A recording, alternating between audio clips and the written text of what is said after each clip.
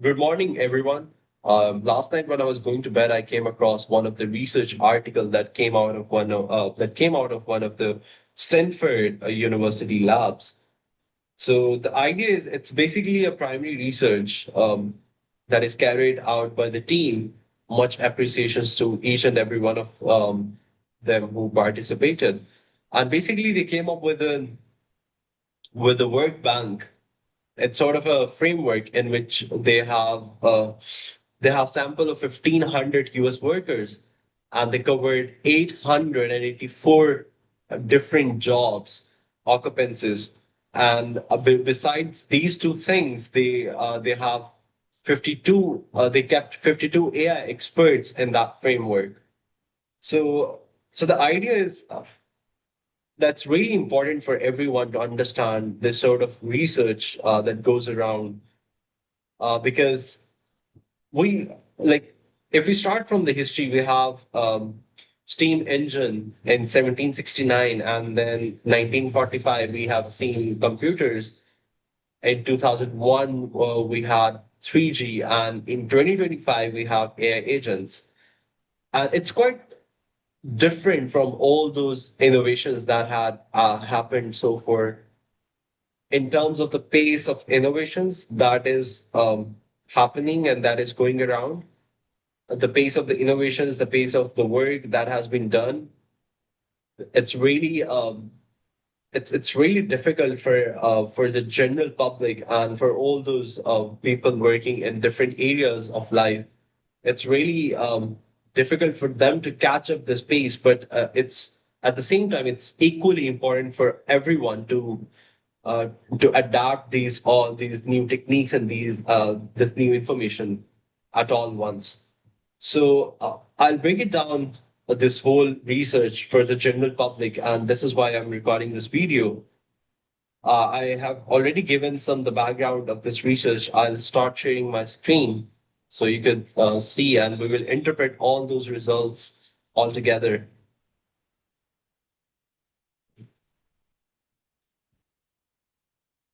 Before I interpret the implication and the findings of the research, I will we will discuss the three main findings of this research. So the before I explain first finding, I would like to clarify between two terms. So we have low priority zone, and then we have a red light zone. So what we refer as a red light zone are the kind of tasks, are the kind of work where we cannot blindly deploy any sort of an AI or automated framework workflow. So these are the kind of tasks where we actually require human monitoring. So this could be like something related to compliance, something related anything that falls into the high stakes environments. For example, if I go to an hospital and if I went to an hospital as a patient and I've, I have to face an AI agent and no doctor at all. And the AI agent tells me that I have this XYZ disease. A happening of this disease is by this percentage. So I need explanation. I want to know what are the driving factors of this certain XYZ disease for me in my case. So AI agents are not really capable of pinpointing the exact driving factors because these are mainly black box models. So we cannot really deploy these AI agents in such sort of environments without human monitoring. And then we have low priority zones in which even if we deploy the AI agents, but the value they create is is not quite measurable. Like it's not really important. It's not really valuable in that sense. So the first finding was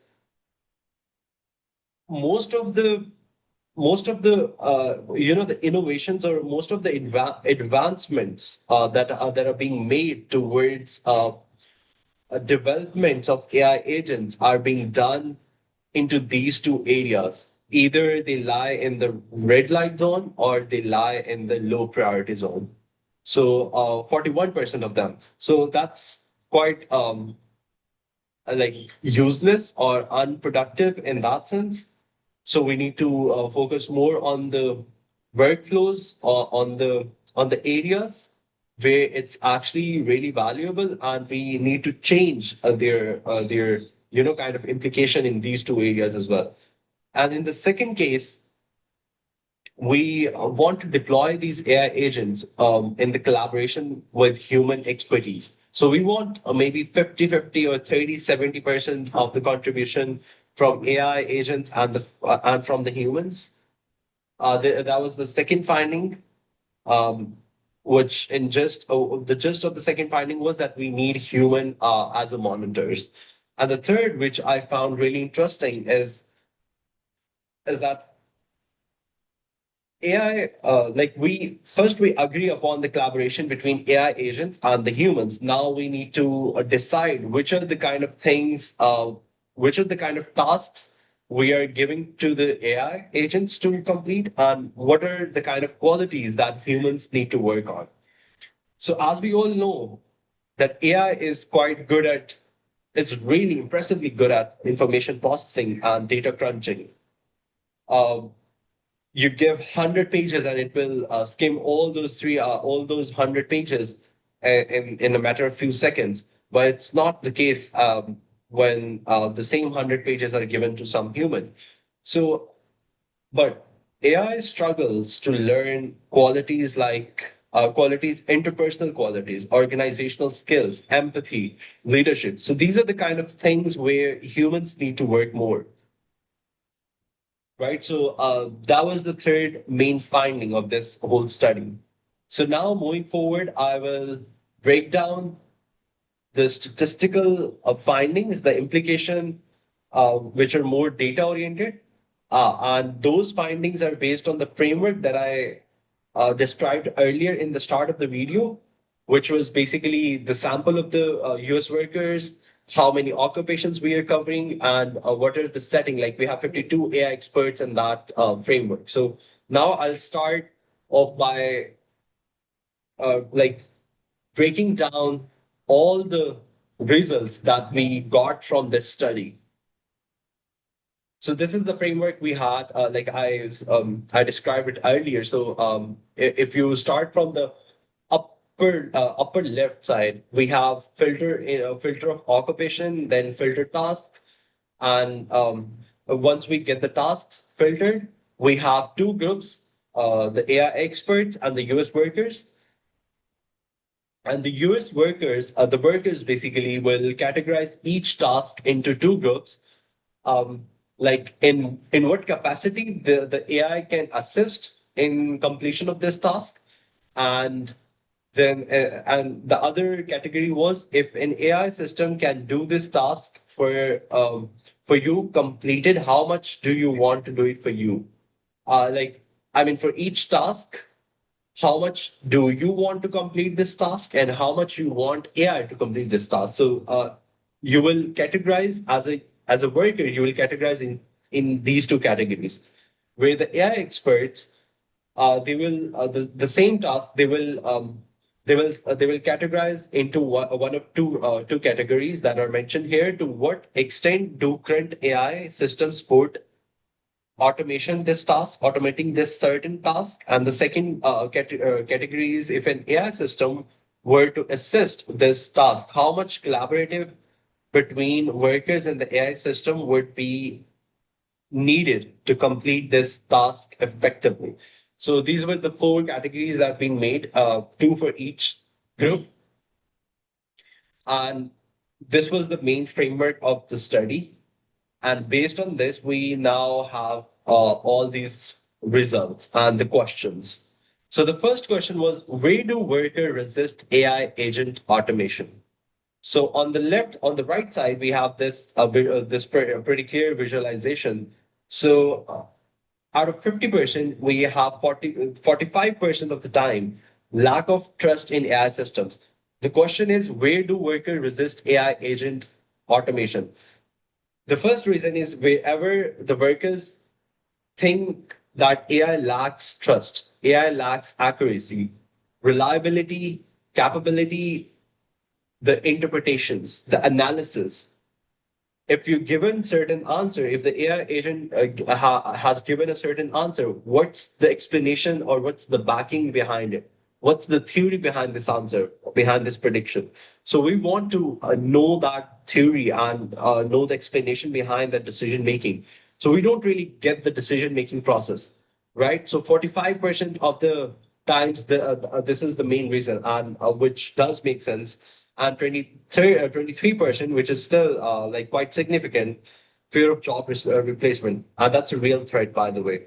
And 16.3%, the absence of human qualities or capabilities of AI. That's quite similar to the something in between the first and the second. And the second question was, which occupational task do workers desire AI agent automation? So I'll explain. So in the framework, I'm referring to the framework, right? The primary research. We had total 844 different tasks that are being passed through this particular framework that they designed earlier in the research. So out of those 844 tasks, whenever some certain task passed through the system, right? We have on the x-axis we have the number of tasks, and on the y-axis we want we have the automation desired. So out of those 844 tasks, almost around 400 tasks were those we the US workers had the desire, has significant desire, greater than three desire, to automate those tasks. I hope you understand this point. So you could see this curve, this dotted line against the three. Uh, we have 46.1 percentage of the tasks that those workers want to get automated. So this is what this whole visualizations mean, right? And moving to the third visualizations, which is basically based on this. So now in the third visualization, this is based on these 46.1 percentage of the tasks. Now we want to know what's the reason behind each task. Like of obviously in a general terms, but we want to have an idea what exactly the reason we want these 46.1 percentage of the tasks to get automated. So what could be the reason? So this is the graph. So why do workers want AI agents automation out of those 46.3 percentage? So that's really important statistics, right? So again, we have five different reasons for the automation, and we have how many responses do we have? 3,618, right? And the first one is automating this task would free up time for high value work. And I think we have the most significant and the largest number of responses here, 969, then 874, and 667. So this is the huge number. So mostly people want, they want to automate such kind of tasks, which basically free up their space, free up their time. So this is the main driving factor. And then on the second, we have this task is repetitive or tedious. And the third, we have automating this task would improve the quality of my work, and so on and so forth. So that's pretty simple in that sense. And the fourth one, so now this is really important. Again, that's quite important.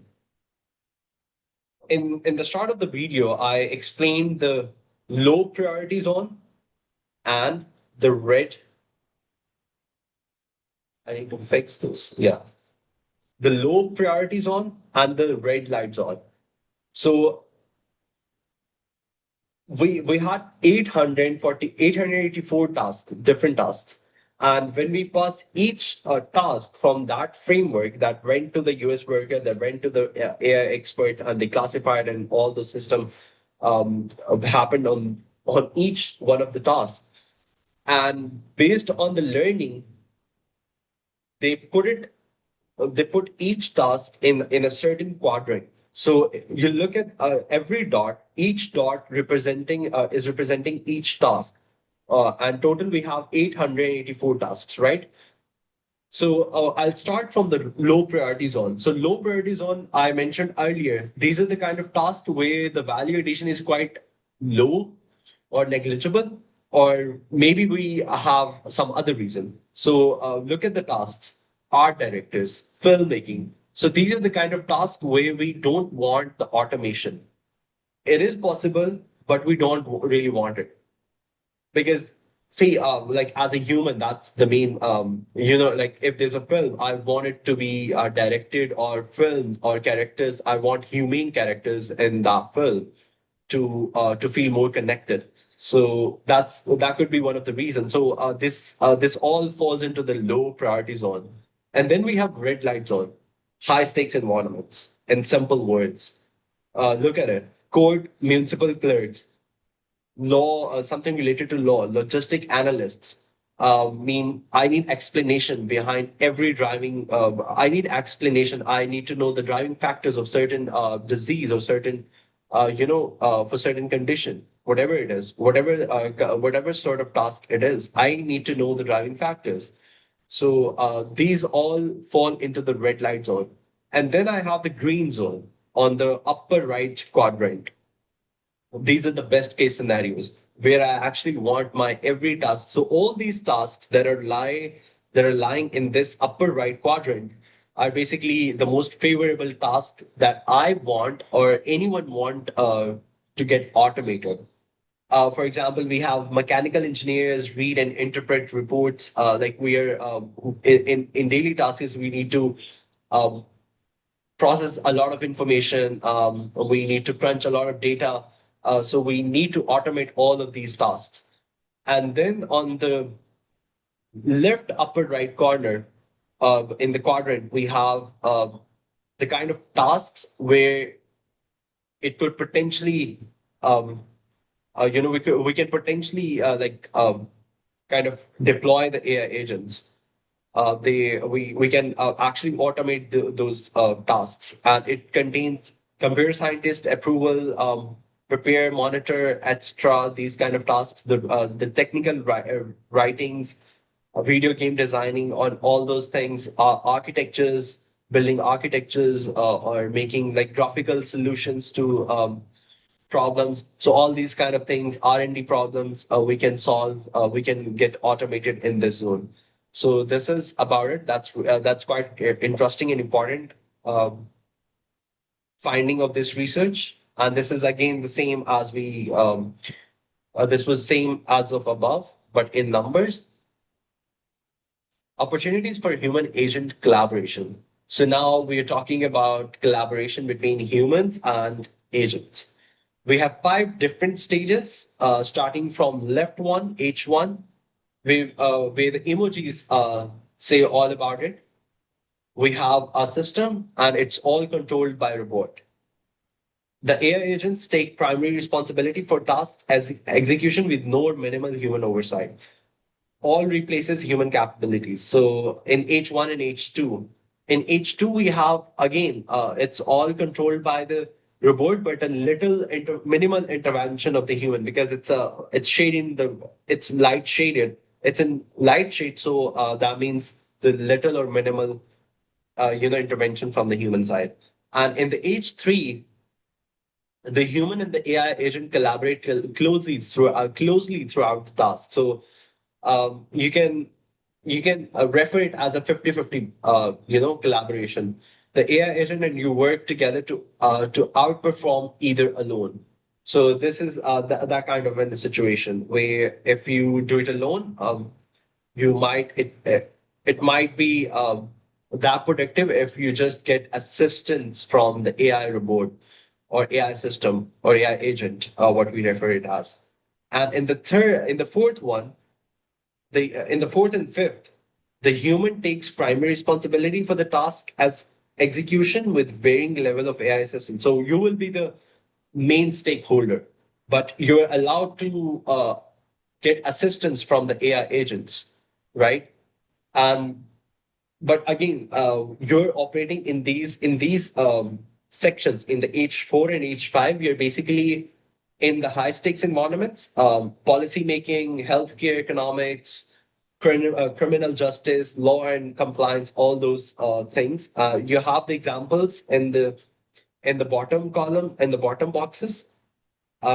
Participate in online forums or conferences. That all comes into the H5. Like you are representing your country, but meanwhile you are getting assisted by some AI agent. But you have to speak. You have to make your point your own self. You can't let the AI agent to make the whole point. You need to understand what AI agent has given to you. You need to retain the information, analyze information quickly, fastly, and analytically. So this is one thing about it. That's again quite interesting about it. And these are just further, you know, findings and prepare for the future. Um, I I highlighted like how exactly we can prepare for the future. So future is like today. We need to develop interpersonal skills. We need to develop leadership skills, organizational skills as a human beings, because that's really important. Everything else is going to get automated. Either even in the either high stakes environments, we have just looked up there, and at the end, it's you who will be representing, who will be speaking out the facts, and it's up to us how clearly and how in in what manners we deliver our message. So these are the kind of skills that are hard for AI agents to learn or any system to learn, emotional intelligence, but it's us humans that we can practice and master these all skills in a much better way. So I think this is all the findings of the study. That's really important for everyone, for the general public, no matter wherever in what sector of markets you're working or in what area of your life you're working. Either you're a researcher, you're a corporate, you're working in a corporate world, whatever. You need to really get along with these things. That's the main idea of my recording this video. I hope I have like break it down really well. Well, see you again. That's it for today. Thanks very much.